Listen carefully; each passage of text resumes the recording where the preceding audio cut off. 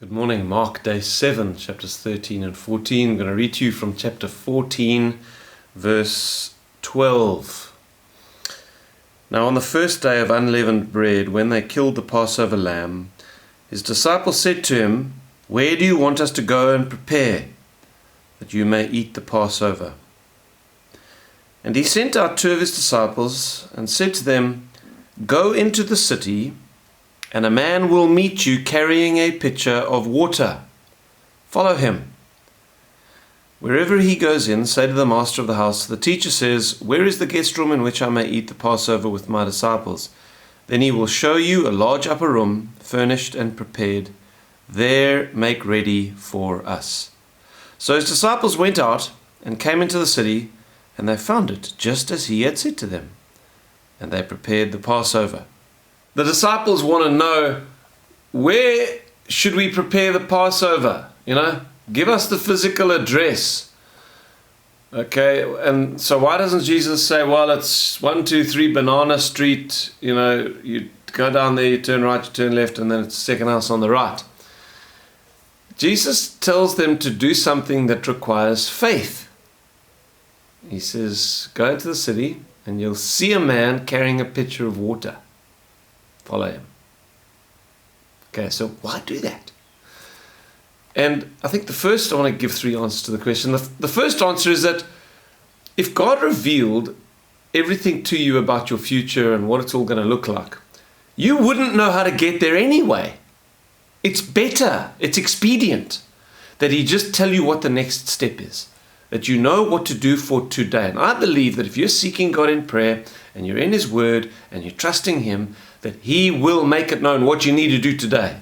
And he'll do that either through a prophetic word, he'll do it either through a compulsion that you have through reading his word and you feel something that you need to go and do, or you will just, and this is by far the majority of the time, you will just feel in your natural processes of thought, as you look at your day and you think about your future and you think about your relationships and you think about your business and you think about your kids, and you will just have a sort of natural sense of what you need to do today. That's why when we ask for wisdom, we have to trust that God will give it to us, because it's not going to be written in the sky.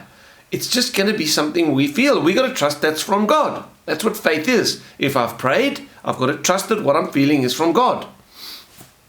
Okay, so why not tell the future? Because sufficient for the day is its own instruction, if I can use a slightly changed version of what Jesus said about troubles. Secondly, because faith glorifies God. I believe that if you receive a prophecy when you are young, you may receive a prophecy that does talk about something you're going to do in the future. That did happen to me. And I've been hanging on to that prophecy for 20 years and beginning now actually to see it fulfilled, which is marvelous. But I've had to walk in faith for 20 years that this thing's going to happen. It's like Jesus saying, okay, big picture, end goal, we're going to celebrate the Passover somewhere. Okay, that's the big... Now, how do we get from here to there? Next step, just go into the town, see a man carrying a pitcher of water. That's all you need to know right now. It's been a bit like that for me in my life. Big picture, I know. How to get there, absolutely no idea. But I've just got to walk in faith that God has a plan, that he's taking me there. And faith glorifies God. You are not going to live a life that doesn't require faith. If you want to be a Christian, God is going to contrive things that you're going to have to walk by faith. Because without faith, it's impossible to please God. For whoever comes to God must believe that he is, and that he's a rewarder of those who diligently seek him. You've got to believe God is a rewarder each day. So faith glorifies God and it pleases him.